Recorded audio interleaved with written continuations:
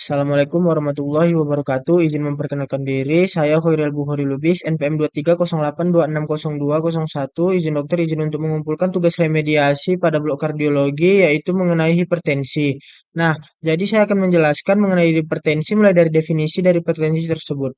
Dari definisi yang pertama itu, hipertensi adalah kondisi klinik, kondisi medis di mana tekanan darah pada seorang pasien secara konsisten berada di atas dari nilai normal, yaitu biasanya di atas 140 per 90 pada pemeriksaan berulang. Nah, jadi yang kedua itu ada dari etiologinya. Jadi dari etiologi hipertensi itu ada dua, yaitu hipertensi primer itu biasanya 90 sampai dengan 95% tidak diketahui penyebab spesifik. Yang kedua itu ada hipertensinya dari yang sekunder, 5 sampai 10% disebabkan oleh kondisi medis tertentu seperti dari yang ginjal seperti gagal ginjal, glomerulonefritis, ginjal polikistik. Dari endokrin, misalnya itu ada sindrom Cushing, hiperaldosteronisme, veikosisima, gangguan tiroid. Dari kardiovaskular yaitu kardiosio aorta. Dari yang lain-lain seperti sleep apnea, konsumsi obat-obatan seperti NSAID, steroid, kontrasepsi, dan kokain. Selanjutnya saya akan menjelaskan mengenai klasifikasi dari hipertensi tersebut. Jadi berdasarkan nilai tekanan darah, biasanya itu yang normal itu biasanya kurang dari 120 per 80. Kalau dia prehipertensi mulai dari 120 sampai dengan 139 per 80 sampai dengan 89.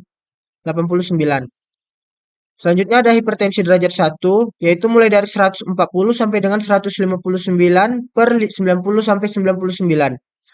Untuk hipertensi derajat 2, mulai dari lebih dari 160 sampai dengan 179 per 100 sampai dengan 109.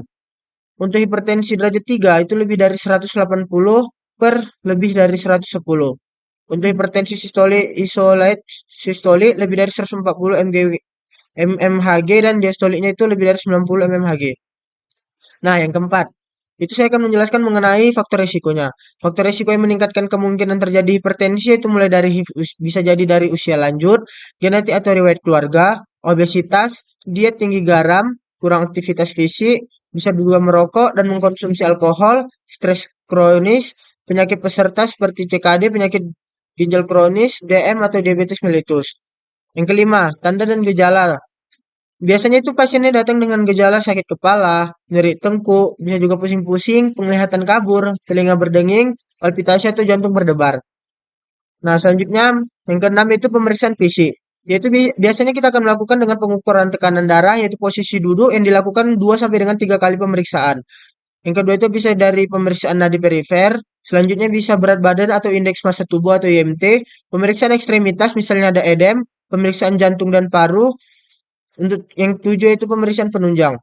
Yang pertama itu bisa kita gunakan untuk EKG itu mendeteksi pembesaran jantung atau LVH, urin analisis untuk mendeteksi proteinuria, kreatinin serum, GFR, fungsi ginjal, elektrolit, untuk profil lipid, USG ginjal bila dicurigai hipertensi sekunder. Bisa juga dengan funduskopi untuk melihat adanya retinopati hipertensi.